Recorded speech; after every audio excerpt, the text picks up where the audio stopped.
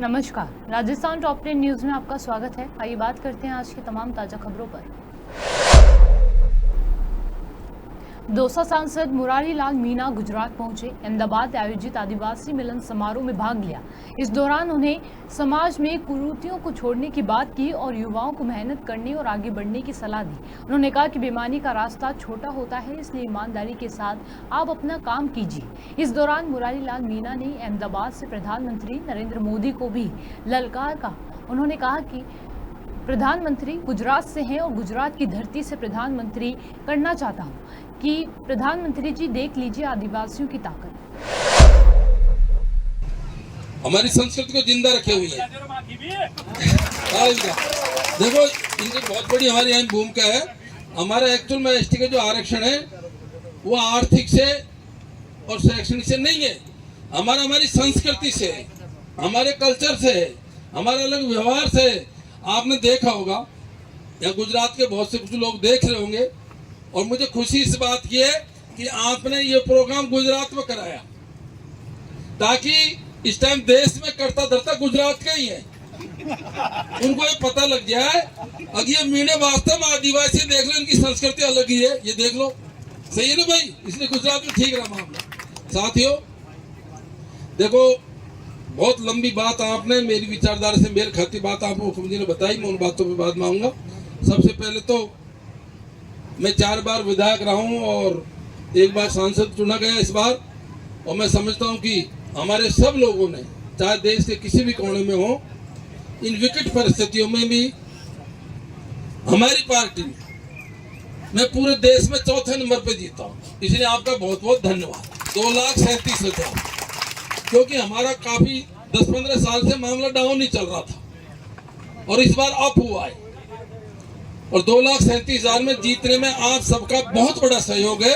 तो मैं मेरी जिम्मेदारी को अच्छी तरह समझता हूं कि मुझे समाज के लिए क्या करना चाहिए। मैं भी 20 साल सर्विस में रहा हूं।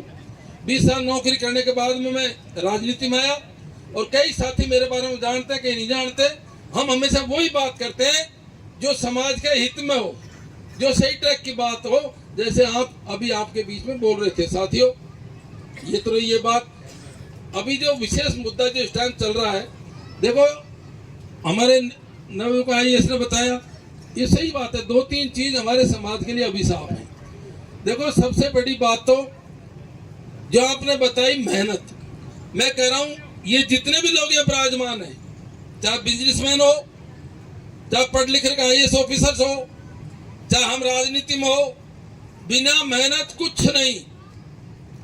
जो आदमी सुबह से लेकर शाम तक मेहनत करेंगे, हम यहाँ भी देख रहे होंगे, और वही जीवन में आगे बढ़ेंगे।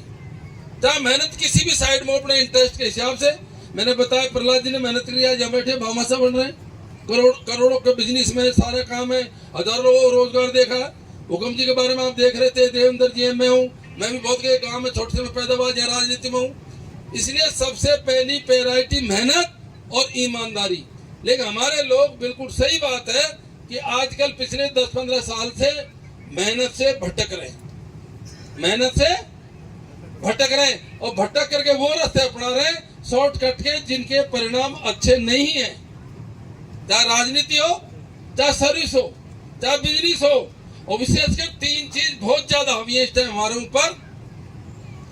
एक तो सोशल मीडिया, पूरे भारत के ज्ञान बांटने की ठेकेदारी मीणों के जवान स्वरूप ले रखी है, पूरे भारत के। और माता बहन हंस रही है, और इन्होंने भी अलग से आजकल सिस्टम चालू कर रखा है।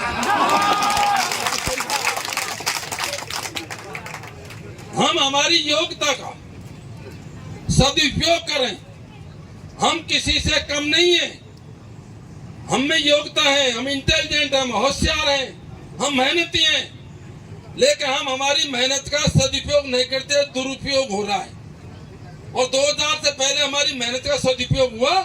हम गरीब घरों से, उन गांवों से उठ के यहाँ तक पहुंच गए।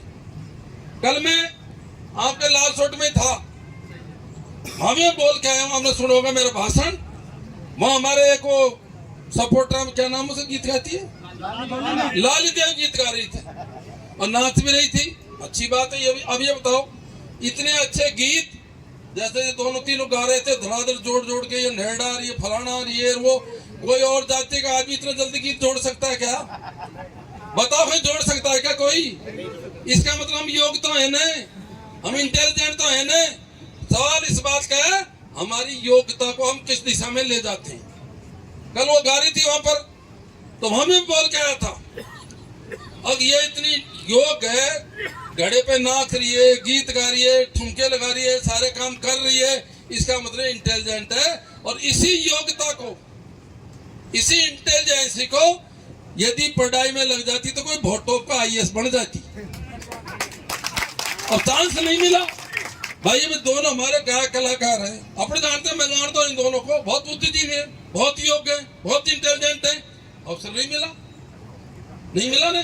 मिल जाता तो भाई तुम भी हुक्म सिंह जी, मुरारी लाल में पड़ जाते, नहीं पड़ जाते। मेरा मतलब है ये समय का परिवर्तन है, हमको अनुशासित रह करके, हमको धैर्य रख के और आपको काम करना चाहिए। यहाँ देखो नौकरी सीमित रहेगी, मुझे खुशी इस बात की है, यहाँ काफी लोग हजारों की संख्या में बिजनेस में भी अहमदाबाद में काम कर रहे हैं। इसमें मेरा आपसे एक निवेदन है, हम जो ट्रेडिशनल बिजनेस है उसको छोड़ना पड़ेगा, हमको जो ट्रेडिशनल खेती है उसको छोड़ना पड़ेगा।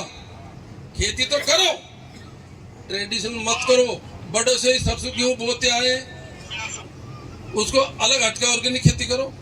हमारे बुजुर्ग यहाँ रैली चला, वो ठेली क्या बोलते हैं उसको, लारी चलाते हैं, ट्रांसपोर्ट का काम करते हैं, उसके साथ साथ में 10-20।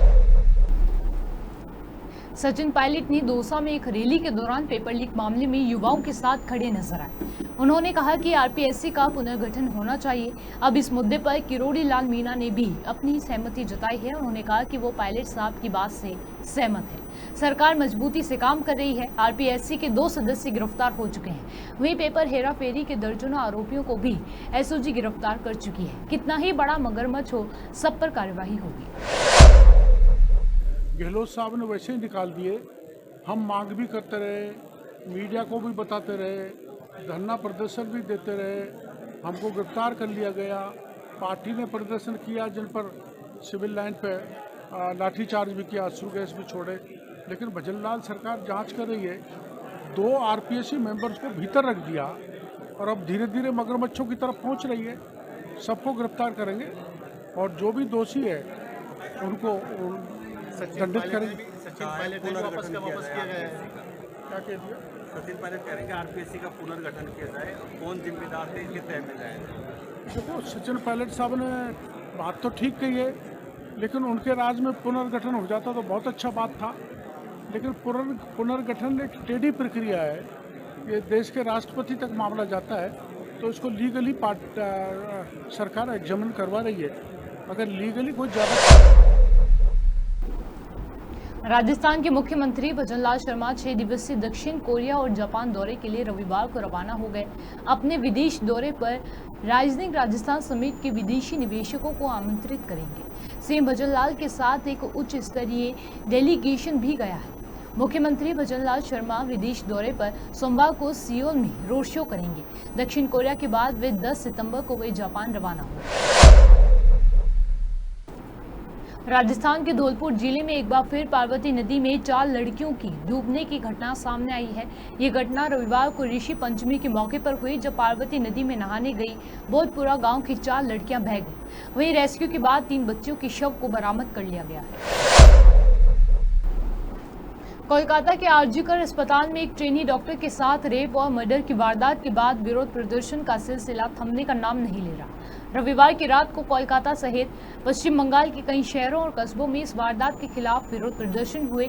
रेप और हत्या की इस घटना के विरोध में बड़ी संख्या में प्रदर्शनकारी सड़कों पर उतरे। उन्होंने मानव श्रृंखला बनाई, सड़कों पर भित्ति चित्र बनाए और जलती मशालें लेकर राष्ट्रगान गाया, तो कई लोगों ने तिरंगा लहराया। नागरिक समाज ने राज्य भर में गैर राजनीतिक रैलियों में विरोध दर्ज कराने के लिए केवल तिरंगा लहराने की अनुमति दी है।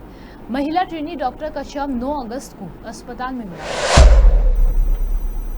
राजस्थान में विधानसभा चुनाव से पहले नई जिले बनाए गए। भाजपा प्रदेश अध्यक्ष मदन राठौर ने बड़ा बयान जारी किया।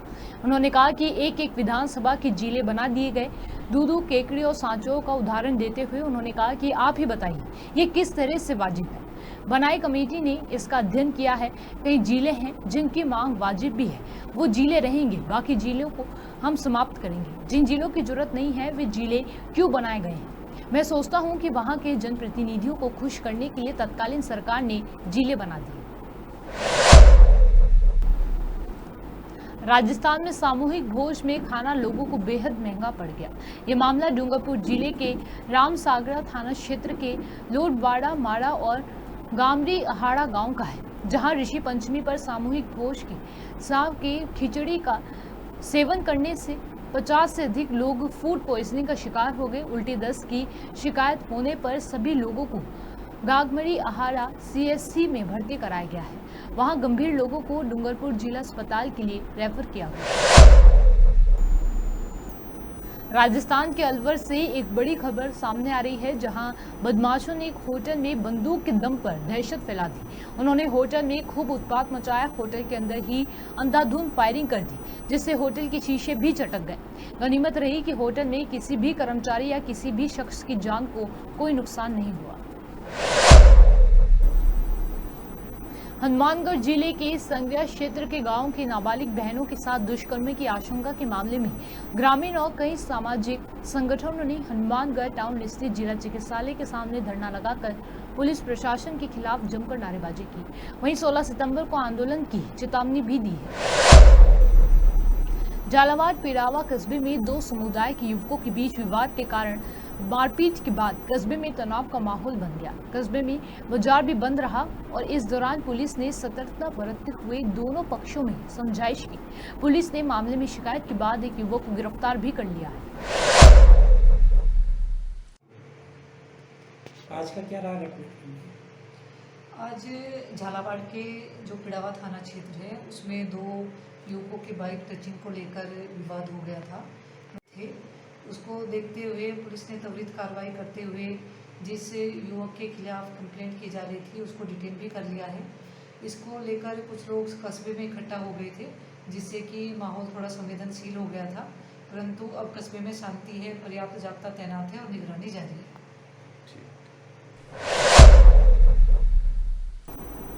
राजस्थान टॉप 10 न्यूज में आज के लिए सिर्फ इतना ही। देखते रहिए पॉपुलर टीवी। धन्यवाद।